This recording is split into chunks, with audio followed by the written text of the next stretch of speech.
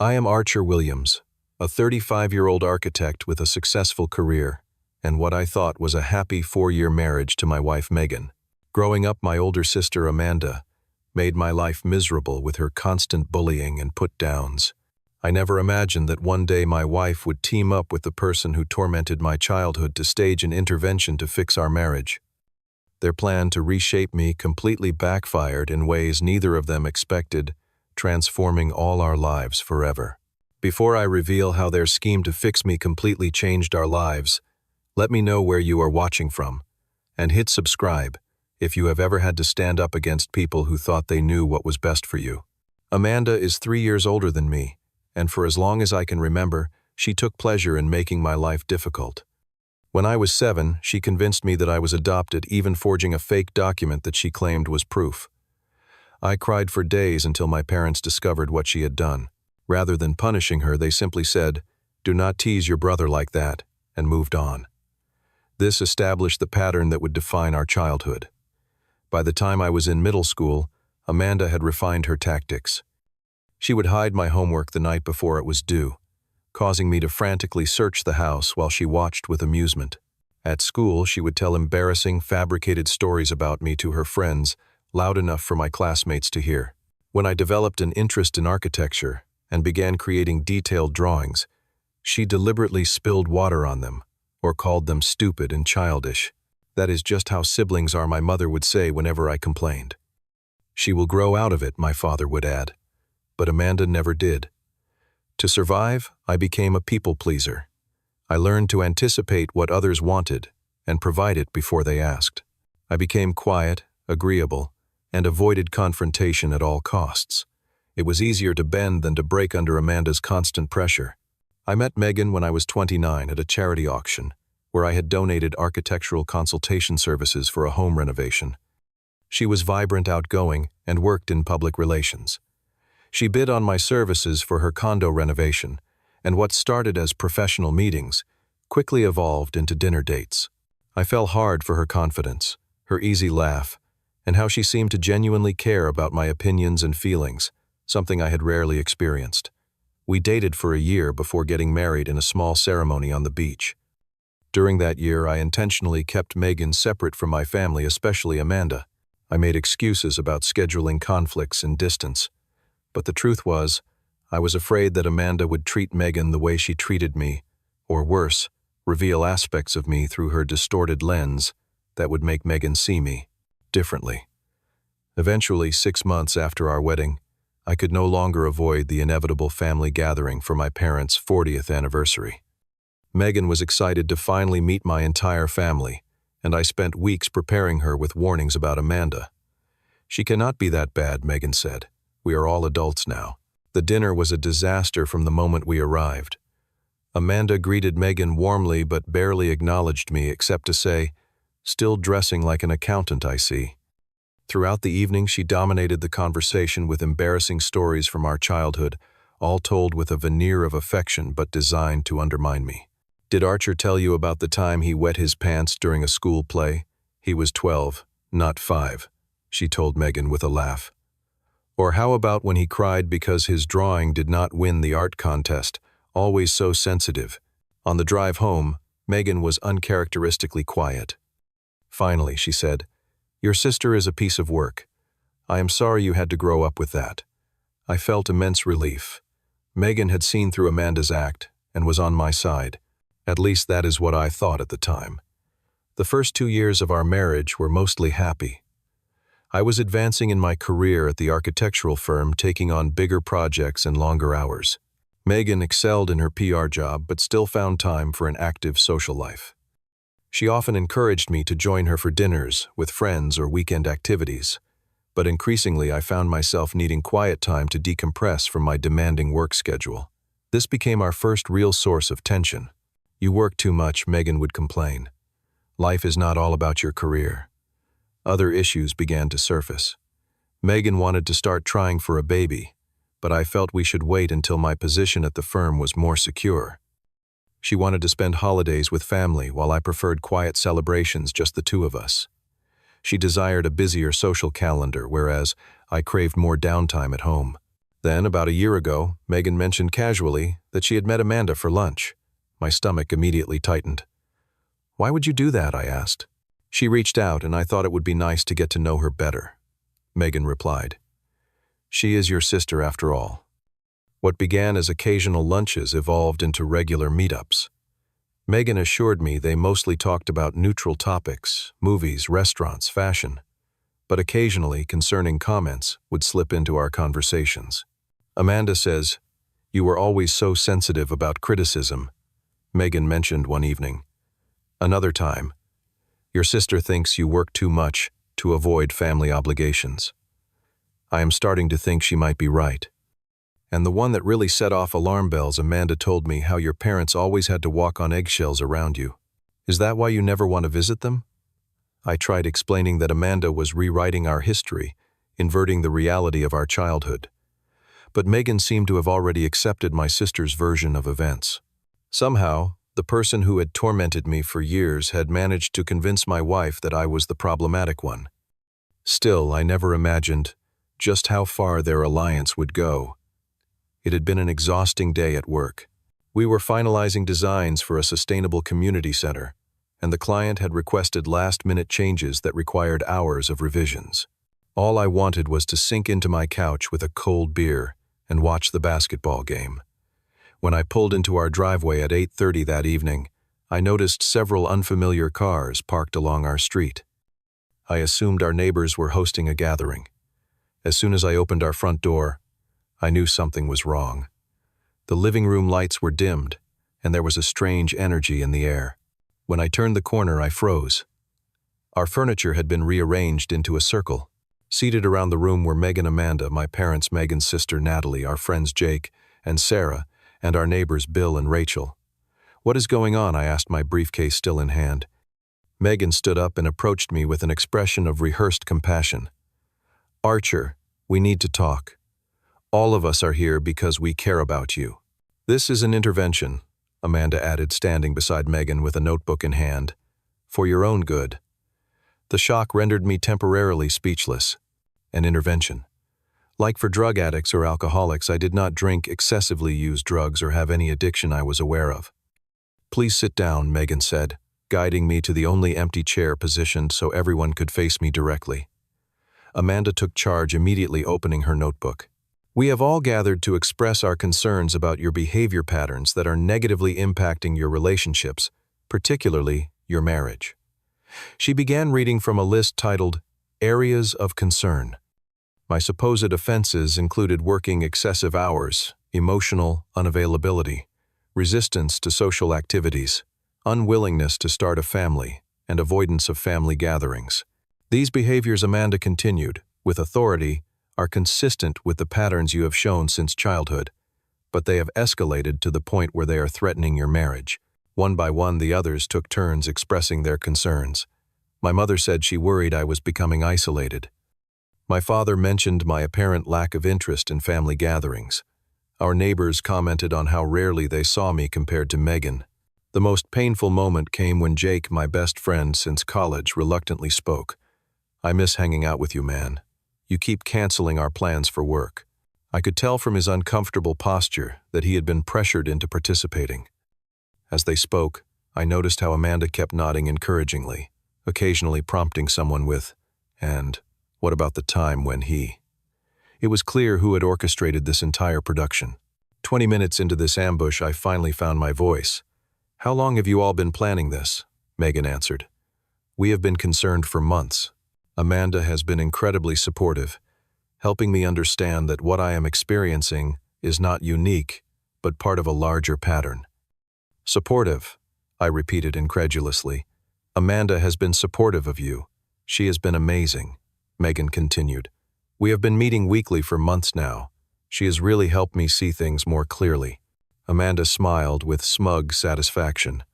"It is like I told Megan, this is exactly how you responded to constructive feedback as a child, defensive and dismissive." Something inside me snapped at that moment. I stood up and walked to the bookshelf where Megan kept her iPad. Entering her password, which I knew, I opened her documents folder. "What are you doing?" Megan asked, suddenly alarmed. I found what I was looking for, Almost immediately, a shared document titled Fixing Archer, the Project. I opened it to find detailed notes dating back 6 months, chronicling their observations of my behavior strategies for changing me and the planning of this very intervention. I turned the screen so everyone could see the title. This is what you two have been working on, a project to fix me.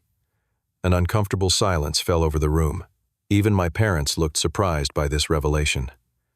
It is not what it looks like, Megan began.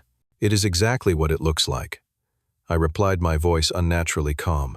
Without another word, I set down the iPad, picked up my keys, and walked out of my own house. Behind me, I heard Amanda call out, "See, he is being dramatic and running away from his problems, just like always."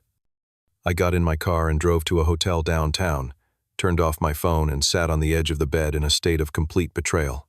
My wife had allied with my lifelong tormentor to ambush me in my own home, presenting me as broken and in need of fixing.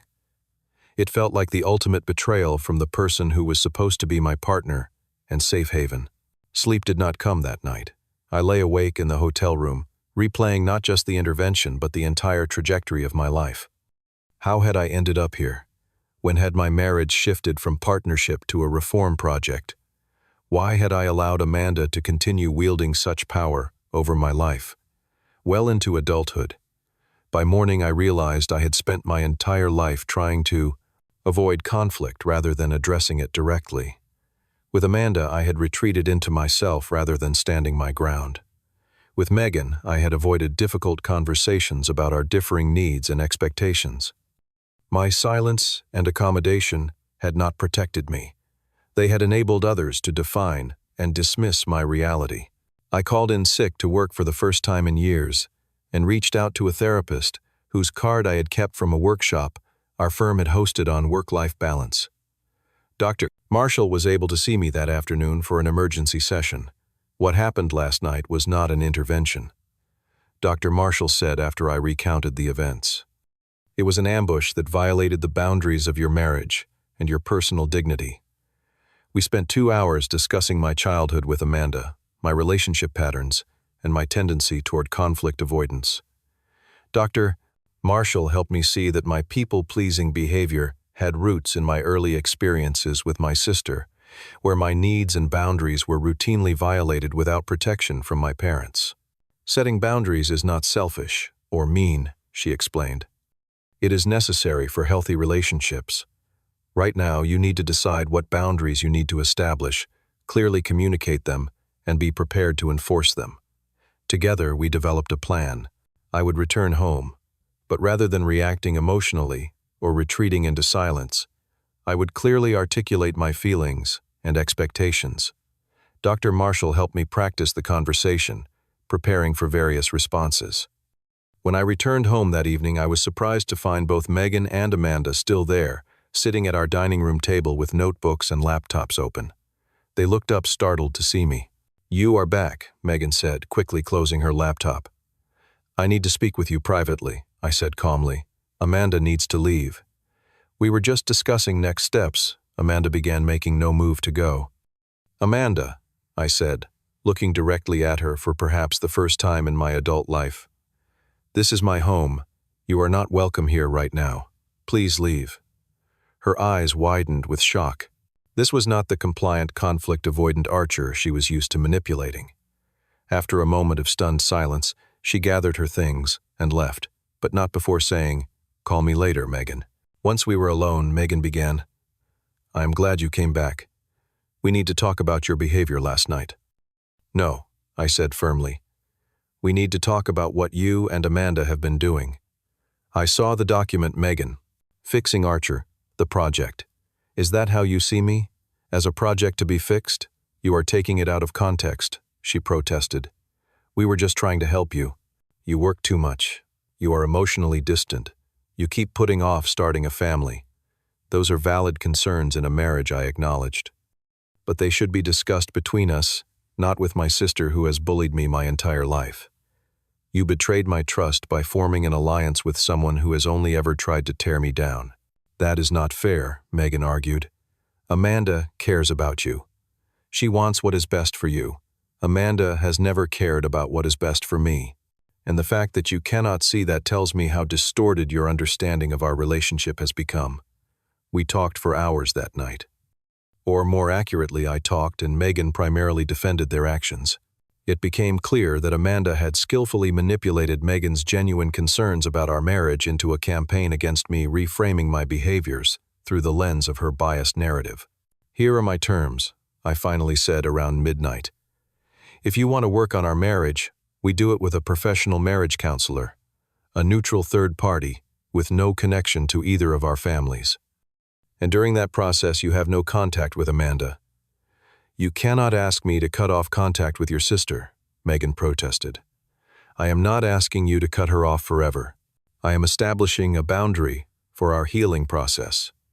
Amanda is not a neutral party, and her involvement has already done significant damage." That night, I moved my things into our guest room.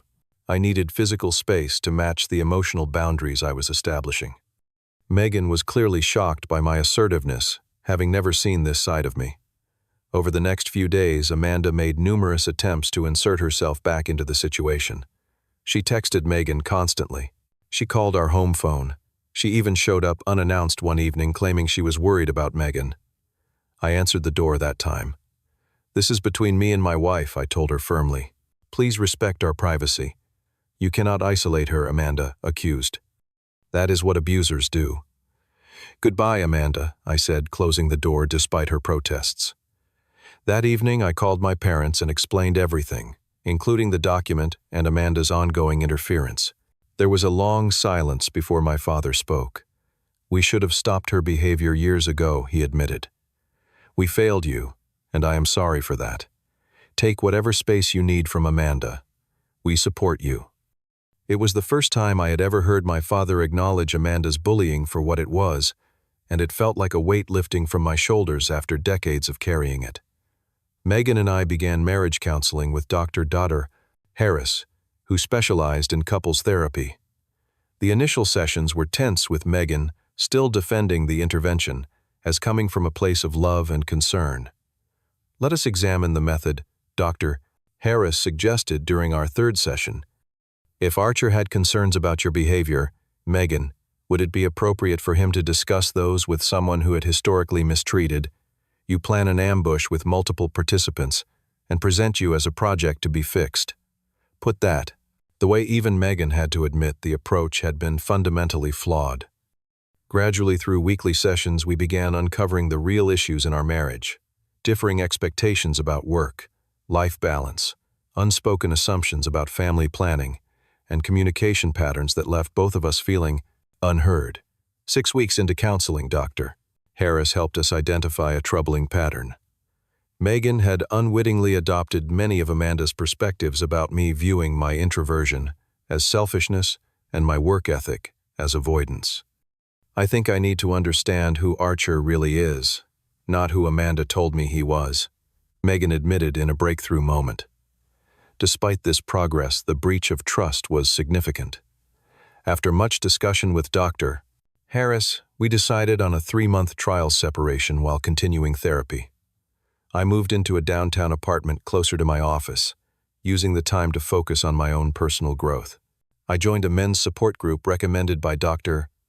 Marshall, where I met other men working through various relationship challenges. I established healthier boundaries at work, delegating more, and leaving the office by 6 most evenings. I reconnected with old friends and interests that had fallen by the wayside. For perhaps the first time in my life, I was making choices based solely on my own needs and values, not to please others or avoid conflict. The most significant test came 2 months into our separation at my mother's birthday dinner. I had confirmed with my parents that Amanda would be present, and I chose to attend rather than avoid the gathering. I arrived prepared for whatever might come. Amanda acted surprisingly subdued at first, perhaps thrown off by my calm confidence. But eventually she could not help herself. As we were having dessert, she said, "So, Archer, Megan tells me, you two are taking a break. Having trouble adjusting to being called out on your issues." The table fell silent. In the past, I would have ignored the jab or left the room. Instead, I set down my fork and looked directly at her. Amanda, for 35 years you have bullied, belittled, and undermined me. You have consistently tried to damage my relationships and distort how others see me. I used to think the problem was me, that I deserved it somehow. Now I understand the problem has always been your need to feel superior by making me feel inferior. That ends today. Her face flushed. You are being dramatic as usual. I was just teasing. No, you were not, and I am not accepting that excuse anymore. I turned to my parents. Mom, Dad, I love you both, but in the future, I will not attend family gatherings where Amanda is present unless she can treat me with basic respect. To my surprise, my father spoke up. Amanda, your brother is right. Your behavior toward him has been unacceptable, and we were wrong not to address it sooner. Amanda looked around for support and found none. For the first time in our relationship, the dynamic had fundamentally shifted. That evening, Megan called me. We had been communicating primarily through text and during counseling sessions, so her call was unexpected. I heard about what happened at your mom's birthday, she said. Your dad called me. He was really proud of how you handled it. We met for coffee the next day, outside our regular therapy session. Megan looked different, somehow more subdued, but also more genuine. I owe you an apology, she said after we sat down. A real one, not the defensive non-apologies I have been giving. I betrayed your trust by conspiring with Amanda. I let her convince me I knew better than you, what you needed, and I violated our marriage in the process. It was the first acknowledgement that fully recognized the gravity of what had happened. What changed, I asked. Talking to your dad after the dinner. He helped me see Amanda clearly for the first time, how she manipulates situations and people. And then I started thinking about every interaction I have had with her, how she would subtly turn any problem in our marriage into a fundamental flaw in your character. I am so sorry I could not see it sooner. That conversation marked a turning point.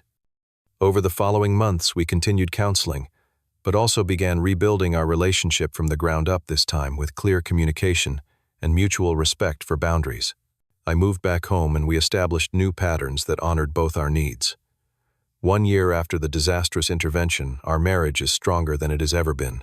Megan maintains a polite but distant relationship with Amanda, limited to unavoidable family gatherings. I have established clear boundaries with my sister, engaging only in brief civil interactions when necessary.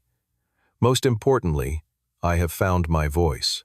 The people-pleasing, conflict-avoidant Archer is gone, replaced by someone who values himself enough to speak his truth calmly but firmly. My relationship with my parents has deepened now that we can acknowledge the family dynamics that shaped my childhood. The irony is not lost on me that the intervention designed to fix me did indeed catalyze transformation, just not in the way Amanda and Megan intended.